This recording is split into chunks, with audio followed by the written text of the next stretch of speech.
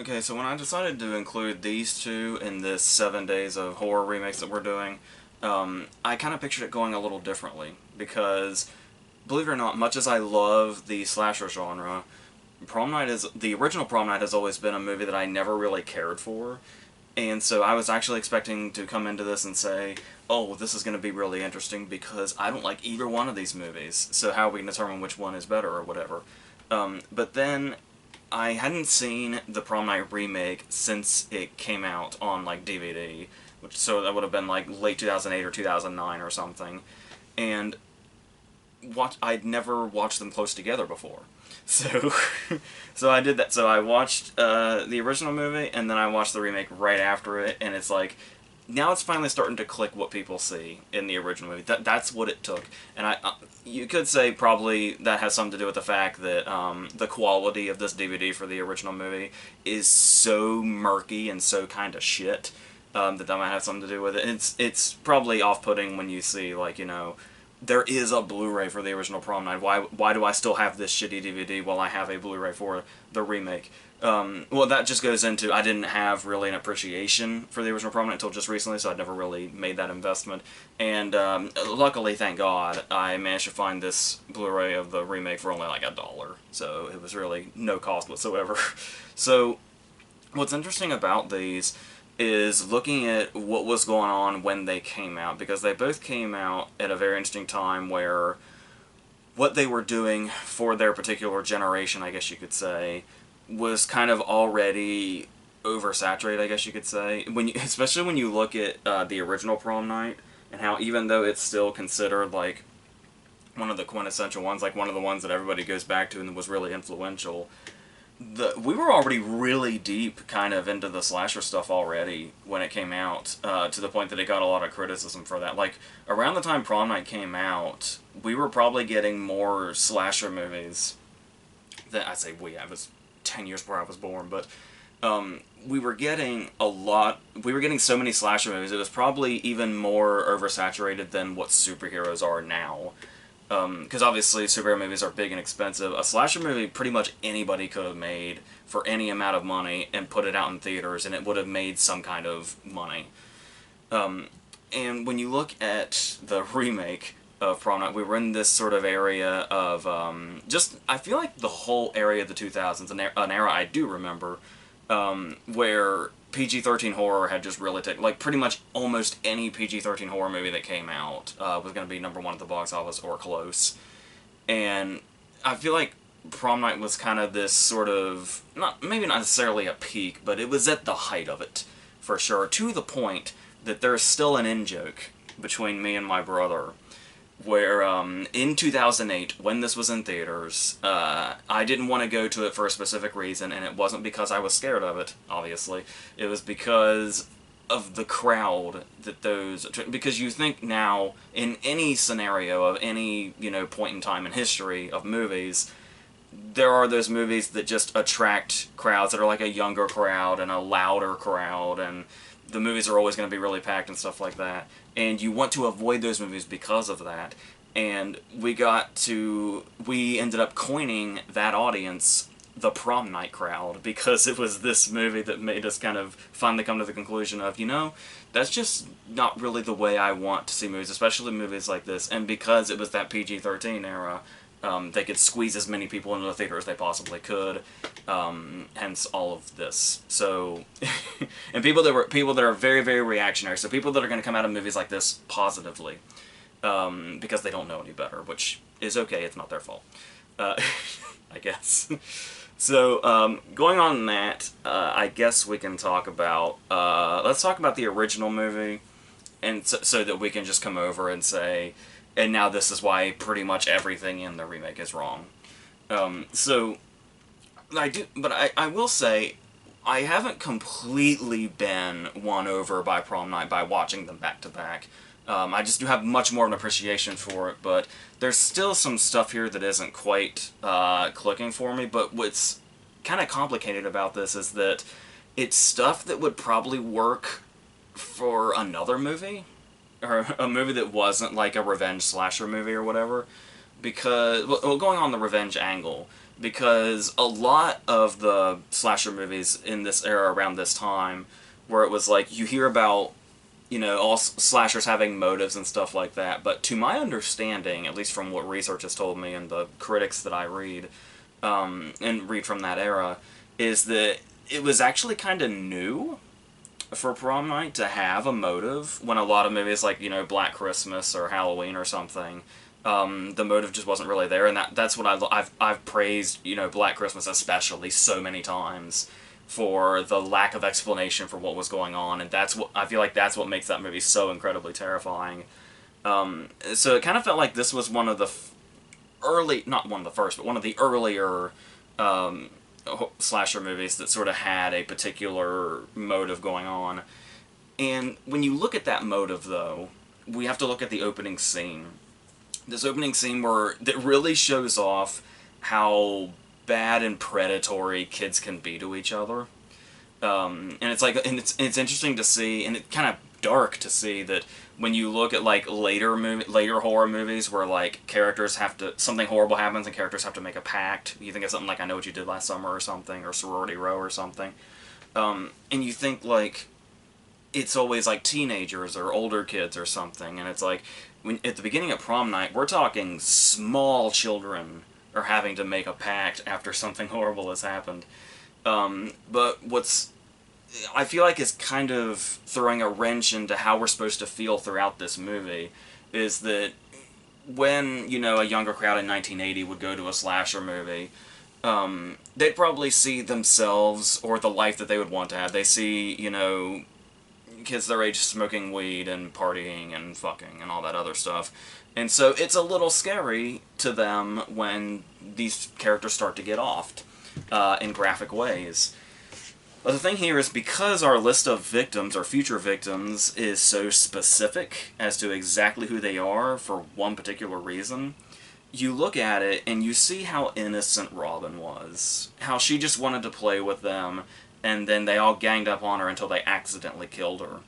And it's like, and they were so cruel, and Robin seemed so innocent. It's like, so these are the characters that are gonna die? Yeah, throw them to the dogs, I guess. I know, they were just kids at the time, yes, but so was Robin, so fuck them. So that's the thing here, is it's like, is your movie gonna be scary if you're not really that, you know, you're not attached to the characters to the point that you almost kind of want to see them get this sort of comeuppance from this person that's seeking revenge? I guess that's where the line is for some people, but because there's a whole other thing also where we talked about. I did a video way back on Last House on the Left and I Spit on Your Grave, and I talked about how in Roger Ebert's review of I Spit on Your Grave, he had seen where like it was weird how invested the audience was in the violence, and how much they craved it and how much they wanted it. And I think I was reading somewhere where I guess Prom Night got booed by some crowds because the violence and gore was mostly off screen, which is wild. So so the theaters and horror movies in the 70s and 80s were kind of the Wild West a little bit, the early 80s anyway, which is interesting to look back on from a psychological perspective and otherwise. But as far as it being, you know, a slasher movie and going into those tropes that we know and love, because one of the things that I love most about slasher movies, I think why it's one of my favorite subgenres in horror, is that one thing it doesn't seem to get credit for, which is a very large part of what the genre is the mystery aspect. Where it's like, yeah, we have a killer, motive may be known or unknown, and you have a group of young people, and they're going to get killed one by one. And that's just what the movie is. But it's like, yeah, when you have a killer whose identity is hidden and motive is hidden, and they're typically behind a mask, there is like an actual mystery angle where you kind of have to figure out who have we already met in the movie that this could be. And Prom Night throws some interesting wrenches into that. I will say right away, I do feel like from the get-go it is painfully obvious who the killer actually is. The only other person that was on the scene when Robin died, obviously. But the way because there is some, like, they keep focusing on the janitor and they focus on the janitor so often and so much, and they make him look so intentionally creepy. You could just, from the second you see him, you just say red herring. Any other shot of him doesn't matter to me. Obvious red herring. But they do something really clever that a lot of slasher movies have not done, where they throw in they almost make it seem like it's not a mystery. That's almost the best way to have a mystery sneak up on you, is to convince the audience that they don't have to figure out who it is, because who it is so obvious, with this escaped psychopath that's already struck before and is out now. And it's like, it almost seems like that's pretty much what it's setting up. But as clever as that is, I still think, it being Alex, I believe his name is the actual killer. That's one thing, is, I do love the way they handle reintroducing the characters, where they use the phone call, because scary phone calls had already been a thing, because Black Christmas had already happened. I think When a Stranger Calls was just the year before. And so using that, not necessarily just as a sort of, thing to, bring the horror or whatever, but also using it to reintroduce the characters, where we get those flashbacks of who is who and all that. With that said, and what I was saying just now about how I'm pretty sure Alex was the killer, right? That's because, once again, you can maybe blame the quality of the DVD, I don't know, but no matter how many times I watch Prom Night, I have trouble telling the characters apart. Am I the only person that has this problem? Please tell me that I'm not. Because, especially Nick and Alex, where we have, and I think it's also because both these characters are always around Jamie Lee Curtis, and so it's like you basically have to see how Jamie Lee Curtis is going to interact with Nick or Alex for me to be able to tell which one is that again.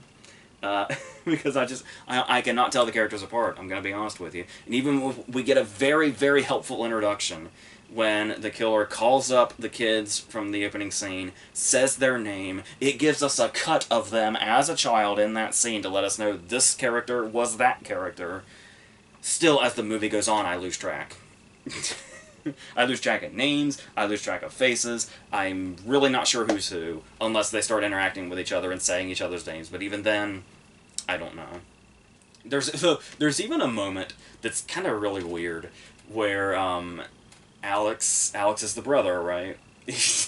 Where, Jamie Lee's getting ready for the prom, and she needs to put her necklace on, and and he's standing in the doorway, and she says, "Are you gonna help me put this on, or are you just gonna leer at me?" And he says, "I'm your brother. I'm gonna leer." And it's like, isn't leering the weirder option if you're the brother? I don't know. But, so that's always been a problem for me with this movie, and probably something that held me back from appreciating it as much as I could. But they do throw some interesting character things in here, like the dilemma that Nick, the boyfriend, right? And one of the kids from the beginning, took part in Robin's death, and now he's dating Jamie Lee Curtis, who was Robin's sister, and it's like that whole sort of hidden fact there. And that's something kind of interesting to bring into the dynamic between the characters. But, yeah, so to get into why this movie feels rather unique, despite being amidst, a long array of slasher movies that were of this kind, there was a lot of, like, oh, they're using Prom, so obviously they're ripping off Carrie, and it's... Yeah, Jamie Lee Curtis is in it, and there's a mass killer stalking around, so obviously that's Halloween. To be fair to the critics that said it was a ripoff of Halloween, there are a couple of scenes, at least, that aren't even horror-related or slasher-related, that look like they're right out of Halloween. There's one of the girls, it's like, walking around the neighborhood and crossing the street at one point, and it just looks exactly... it looks like Haddonfield in that scene. You just cut that right out of Halloween and put it into this movie. But what's interesting about this movie, though, is that approach where a lot of the gore is off screen. Where you the only real gory moment is Lou's decapitation. But, everything else... And the thing also is that it doesn't stray away from what it sets up. It sets up that these 4 people are the only 4 people that the killer is after, and they are the only one that the only ones that the killer pursues. Um, and it's so this movie is like an hour and a half, and it's built up as this cliche slasher movie, this blood and guts movie, this kill all of the teenagers movie, but the first kill, I believe, apart from Robin, the first kill is not until over an hour in. Like a few minutes over an hour in is when he finally starts to kill them. And that's actually seems quite unique, because one of the things I've always talked about that I thought was another reason that slasher movies are underrated is because of how much focus they put on the characters. You can say the characters are bland or the performances are bad or whatever because they're mostly inexperienced actors usually in slasher movies, but slasher movies spend a lot of time on their characters and introducing their characters and setting them up and setting up their relationships before they start to get off. Any Friday the 13th movie is like that. And like I said, pretty much any slasher movie you go to will spend a lot of time setting up the characters, usually before they start getting off. And this is definitely a prime example of that. And they use decent suspense also, where it sometimes. Because there's two different ways to do a long drawn out kill that we typically see in movies like this. There's the one where it's genuine suspense that's constantly building up, and there's really nice sort of fake outs that lead you to that point. And they're going to fake you out enough that you're going to let your guard down, and then finally they're going to hit you with the real scare. Which is the way the van scene plays out. With, I remember Slick's name. Jude, I think, was the girl that was with Slick. Slick only has like 2 scenes this week, his introduction scene and then his death scene, and then that's the name I remember. Yeah, this van scene plays out for a while, and there's a lot of little fake outs in it, but it's like they really genuinely build up the suspense, which is great. But then you have the scene where it's the last girl, Wendy, I believe. Let's try that. That's a scene that kind of falls into the downside of movies like this, where it's a lot of kind of walking around and running around in the dark, going down hallways, and there's really no feel of suspense. It just feels like there's nothing happening for a very long time, and it's like I think you can just go ahead and kill this person now. Like runtime's getting closer to the climax. We're getting about the hour 20 mark, so obviously when we reach that last 10 minutes is when we have to have our final showdown. So just run the clock out until we get to about an hour 20, and then kill this person, I guess. And so it's got the good and the bad side when it comes to scenes like that and how they do suspense well or unsuccessfully. But you can see what they're trying for because they've recently succeeded. But sometimes it's a little drawn out, and I think a lot of the times when people criticize slasher movies or say they don't like slasher movies, it's probably scenes like that that they're typically thinking of. The scenes where it's just, characters in dark hallways and just dragging it out and dragging it out. But this one manages to find a way to do both. Like, if it does something that's one of the lesser tropes, they'll find a way to sort of capitalize on another trope and make it take it to its most effective extent. What's also interesting about this is, like I said, just the whole tragic aura around it, where it starts off with an actually sad scene. So it actually kind of makes sense for it to have a sort of sad ending, which is very unusual for a slasher movie, because typically when, the bodies are dropping in slasher movies, there's hardly any time for mourning. You don't really see that much in movies like this, because the movie has to keep going. It's like, imagine if funerals had, or if slasher movies had funerals for every single character. I think it's A Nightmare on Elm Street 4 kind of did that, and it felt really unique, but but to actually have the killer's death be tragic is very interesting. Like I said, even though it's like super obvious that it's him, like I said, because we saw how innocent Robin was and how, just how meaningless her death was and cruel it was, and the fact that this is her brother reacting, her twin brother, like that goes really deep. And so it's like it actually has this sort of tragic feel to it when the killer dies. That's something you don't see every day in a slasher movie. That's really interesting. So, yeah. And it's, I think the only thing I was going to mention was I do find, another one of the things that stands out about Prom Night is its soundtrack and the way it uses, like, the sort of disco setup. Which is fun for, like, a climax, though. It has always been funny to me, that the actual Prom Night song, it is a full song when you actually hear the whole thing. But, like, if you were to base, like, what that song is off of this movie, you would think it was a 20-minute song with one lyric. And that's just always been really funny to me. So, that's pretty much what I take away from the original movie. So, like I said, a lot of tropes in there, some of them not utilized well, some of them utilized very well and capitalized on, and sometimes they'll throw in a little diversion in there. Like I said, I really like the idea of throwing in the escaped psychopath to kind of throw everything off and make the audience think that they don't have to figure anything out. And then, yeah, but I mean, once again, though, if you've seen any slasher movie, it just feels so obvious who it actually is. So take all that in mind. It's like, okay, they definitely did something here. I can see where the influence comes from. I can see where this movie is cited alongside, you know, like Halloween and stuff like that, instead of it being seen as a ripoff today like it was back then. So let's go to the late 2000s PG-13 remake era and see what they have. Well, first of all, when the opening scene doesn't even work, because we talked about how sad and tragic the opening scene feels, because Robin was such an innocent.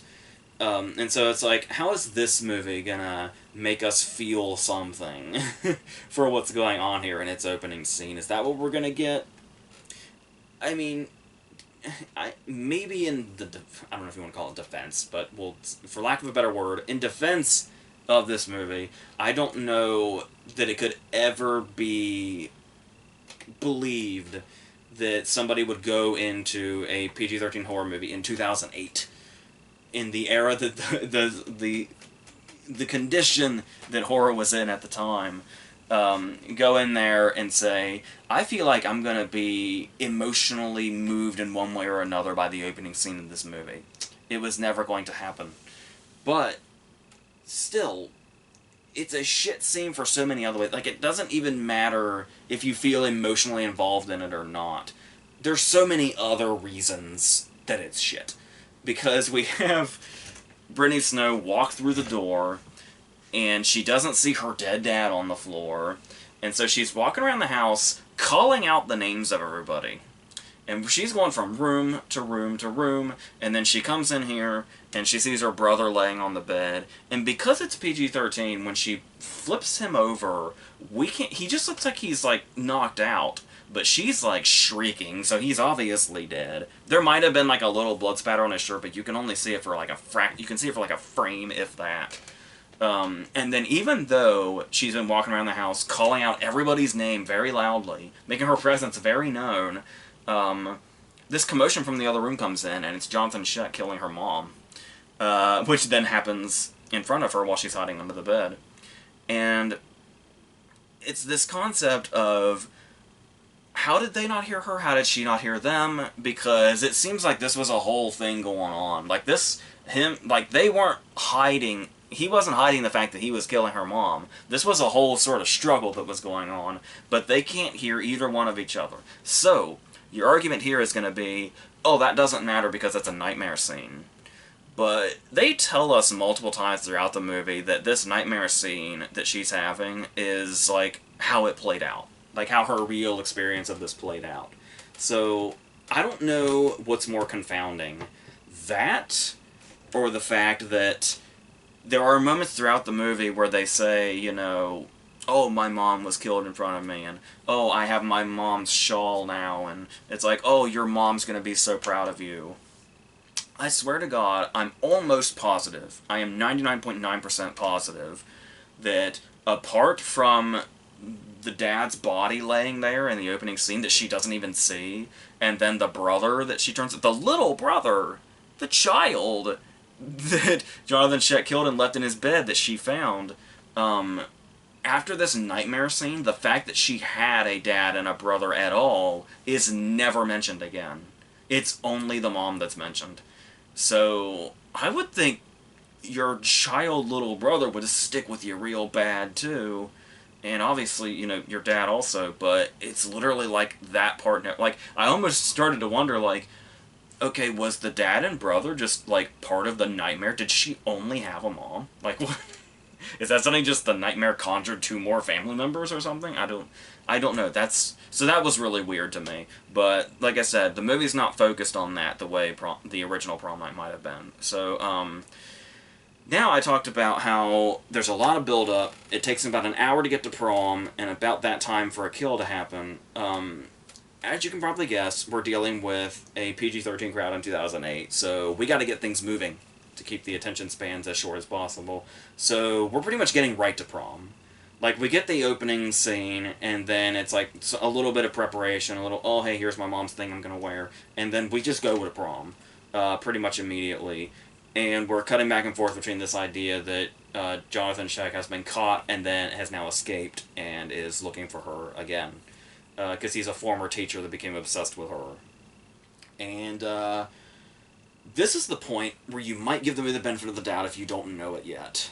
Where you say, oh, well, the original movie had that really clever diversion where the psychopathic killer had escaped and was on the loose, but it turned out that it wasn't him.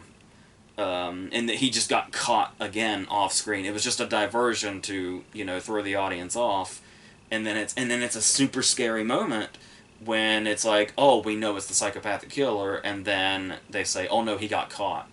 And you realize the killer's still, like, on the loose, and it's like... So, we introduce Jonathan Scheck, his whole backstory. We see that it's him. They don't, cloak him in mystery. They don't keep him in the shadows or anything like that. It is him. And the movie gives us no mystery whatsoever. One of the big appeals of the slasher genre, the mystery of it, it's not here. We just know who it is. And it's like, if you want to, like, here's the thing, is like, imagine if it was, we got Jonathan Scheck's whole story, and we knew that he was on the loose, and that he was looking for her, but there was like a whole other separate killer at the prom at the same time. And it's like, how kind of cool would that have been? And then it kind of occurred to me, the idea of having two killers on the loose and one sort of copycatting the other at the same time is really awesome. And it's like, a movie should do that.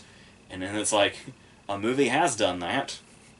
Scary Movie did that. The fucking spoof of slasher movies makes a better slasher movie than movies like this. And it came out 8 years before. So, yeah. No mystery. Only thing in between is a lot of false jump scares. They really, really use the medicine cabinet scare as much as they possibly can. Medicine cabinet scares are, obsolete now after Candyman. After Candyman mastered the medicine cabinet scare by having, like, oh, somebody in the mirror, oh, somebody in the mirror, and then he fucking comes through the cabinet itself. And it's like, that should have eliminated medicine cabinet scares forever in 1992. But in 2008, it's the one they used it like 5 times. They use it so many times. And they do it. Sometimes it's a false scare, sometimes it's a real scare, sometimes it's a nightmare. They use the medicine cabinet for every possible scare they possibly could have. It's crazy how lazy this is. But going into it, not only is it taking out the mystery and taking out all that other stuff, but there's a kill, apart from the opening scene, there's a kill within like the first 20 minutes. Remember the whole thing of, oh, they waited over an hour to finally start killing people, and it was very specific people. That was interesting. Jonathan Scheck in this movie basically just kills people for the sake of it. Like, and it's, because here's the thing, is like, he gets a room in the hotel because he knows Brittany Snow is on this floor. So instead of, like, waiting in his room and staking out, because why else would he even get the room, he keeps fucking coming in and out of it, and then he runs into somebody, and it's like, oh, shit, ran into somebody, I guess I gotta kill them now. And it's like, and I think there's also a repetitiveness here, because it's PG-13, every single kill is exactly the same. He takes his knife out and he stabs them a few times in, like, the same place. And it's like, the kill scenes are the same kill scene every single time. It's like watching a movie on repeat without realizing. It's like, I think this Blu-ray's broken or something. But no, and that's what a lot of the movie is. It's him not even killing the people that are at the prom. He's killing the hotel employees. These poor employees, they're just, taking ice or changing sheets or whatever. And it's like, oh, you've seen my face, you must die now. But here's the thing about that, is that the main characters in this movie, I guess you can call them, were people that were taught by him. He was a teacher. And they don't recognize his face when they see him. It takes, what's her name? There's this same problem with the other movie. Here I can tell their faces apart. I can be like, oh, that's that character. But names are, I don't know. It's like they keep saying characters' names, and it's like, who are they talking about? I don't remember. The girl that, like, the guy's gonna propose, and then they're like on the bed and they're getting ready to do it, and then she has the epiphany. It's like, oh shit, that guy I saw 5 minutes ago, that's the crazy dude, I gotta go. And it's like, he's just offing anybody that sees his face, just because. I don't even know if it's because they can identify him. I think maybe he just likes killing people, which, I mean, I suppose that's something you would want in a slasher, serial killer, I guess, but, like I said, just the repetitiveness of it, and the nonsensicalness of it, I don't know, it's just all pointless. It's all very, very pointless. Especially since he just keeps coming back in and out of it. It's like, every time he comes out of the room, he's just walking through the hall. It's like, where the fuck are you going? And because you always end up back in your room, for some reason. And he always seems to end up wherever the person is. Wherever a person is that can be killed. The girl I was just talking about that identified him, he just runs into in the stairs. And it's like he's... And in another movie, that would be scary. Where it's like, where he just seems like to know where everybody is, and he just appears there. It's like, there's a way to do that that's scary, but here, everything about this movie is so sloppy. Especially, like I said, when there's something so concise going on in the original movie, where it's like, I need to kill these 4 people because they did this thing. The end. And it's like, leave it to the writing and, other characters to cause diversions, where it's like, oh, it could be this person, it probably is this person, and then, no, when there's no diversion whatsoever. So, my question here is, you could do the exact same thing that the original movie did, where you could say, like, you could bring in another character and you could say, oh, it's probably this person, and then make it a, in quotes, surprise person. Or make up your own kind of diversion in the tradition of that. Like, make the audience think one thing's going on when it's another thing going on. Because if you're not doing that, why are you remaking Prom Night? Like, if you wanna... Because... Okay, I know the obvious answer is... for money. Because we're, taking, titles that your parents recognize, and we're putting them on here, and we're PG-13ifying them. And just doing that, and it's like, oh, if you recognize that thing, if you've heard that thing's a classic horror movie, then you'll probably go to this. And I guess that's, you want to believe, part of your soul wants to believe there's another reason. You want to believe there was somebody with a lot of money that thought, I feel like we could, like, update and potentially improve the other movie. Because the other movie is not perfect. Does a lot of things well, and is a great example of the way to do some things in this genre. But there's probably a world where a Prom Night remake could be as good, if not better.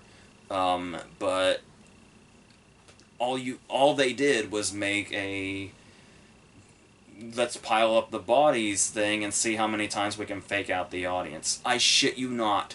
There is a scene in this movie where Brittany Snow runs into a lamp. And it's a scare. They can't even do bad jump scares right. There's also a moment where she's coming through the door and another girl's coming through the door and they run into each other. And that's a scare moment. And the bad jump scares because they make that jump scare noise. Where it's like, it's not what's happening or the sight of something that's scaring you, it's the soundtrack assaulting you, it's the audio just hitting you. and like making you physically react, which is very cheap. But it's like they can't even do that right because the jump scare noise is in there when they run into each other, but you can't really hear it over their screaming. It's like they can't even do the bad jump scares. So what are you even what are you even doing here? I don't know. There's also going to be moments where something whooshes past the camera, where just, you know, a dark figure just does this right in front of the camera while somebody's back here. I was trying to think, outside of parodies or satires or whatever, has that ever worked? Like, is there a good example of the dark figure whooshing in front of the camera? I can't think of one off the top of my head. It's like, maybe if we go all the way back to whatever the original example of that was, maybe, but I don't know. But in the meantime, we have little breaks because, like I was saying, there's not a mystery angle at all, but we're still gonna have the cops involved in some way. So they're looking for Shaq is what they're doing. But they're also, it's Idris Elba and James Ransone. They're either looking for Jonathan Schaech, they're looking for Brittany Snow, or they're looking for a better movie. It's kind of hard to tell from scene to scene. I feel like it varies. But yeah, it goes without saying, there's no suspense. There's certainly no scares. And everything is about as painfully obvious as a cliche and a lazy technique as you can possibly think of. This movie gets to its final scene. The final scene of the movie, and we're still doing nightmare fake-outs. We have the whole thing going down at prom, and then they come back home, and it's like, we know that he's still out there. We know the movie's not over. So it's not even that kind of fake-out. It's not like some cliffhanger fake-out or anything like that. It's, they're home, we know he's out there, and then we have a nightmare scene where, shock surprise, it's the medicine cabinet scare. And then she wakes up, and also, talking about the deaths, not only is, like, every stabbing death the same, but I love that, like, when we see James Ransone dead, or we see her boyfriend dead, it's, like, the same sort of cut, like, right here. And it seems to kill, like, this, apparently this kills everybody instantly.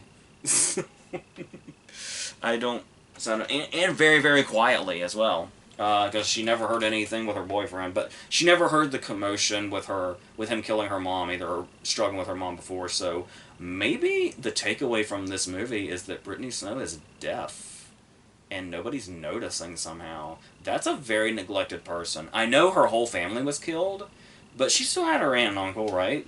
She wasn't completely neglected. Somebody would have to know that she's deaf.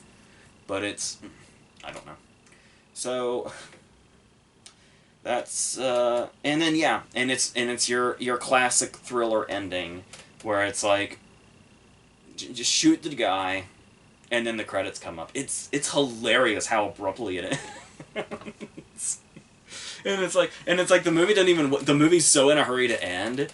It's like, you could have had them where Idris Elba kills him, and then the camera moves from outside the window, and then down to where the cops are, and then the cops drive off. It's your standard last shot of a thriller.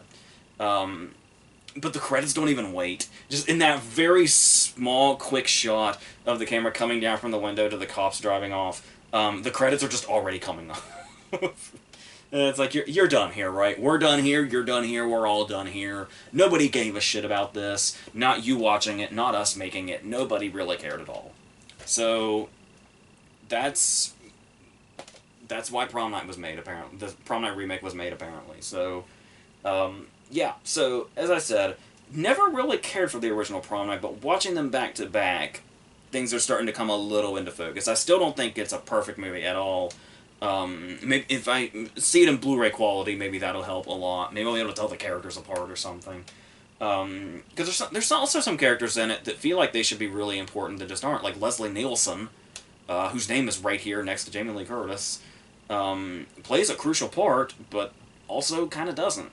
So, I don't know. Well, this was the same year as Airplane, so this was when he was, like, this was one of his last serious movies before he made the transition into just full comedy. So, that's one significance it has in his career, I guess. So, yeah. Um, so needless to say, do I prefer one of these to the other? Um, yeah, maybe a little bit. Like I said, it maybe wasn't a movie I initially cared for, but I feel like I'm getting there. Maybe I'll seek out the Blu-ray and then see if that changes anything. Because this DVD copy is really murky and really shitty and really dark. Like, even, I was praising the van scene, but even the van scene is like, the streaks in the van are like the only thing you can see for a lot of it. So, but yeah, obviously when you put them together, it's clear which one is superior here, and it is interesting to like read back into slash movie history and see where stuff was at the time, and how it's sort of broken through that a little bit. Where when Prom Night came out, it was like, oh, it's just a Halloween ripoff or Carrie or whatever. But now it's like actually made a place where you tell people to name like the slasher movies, and they'll say Halloween, Friday the 13th, Black Christmas, Prom Night will be right there. So, yeah. So, I think I can pretty much leave this at that. I think we're about halfway through. Obviously, I'm shooting these way in advance. We're about halfway through our 7 days of horror movie remakes.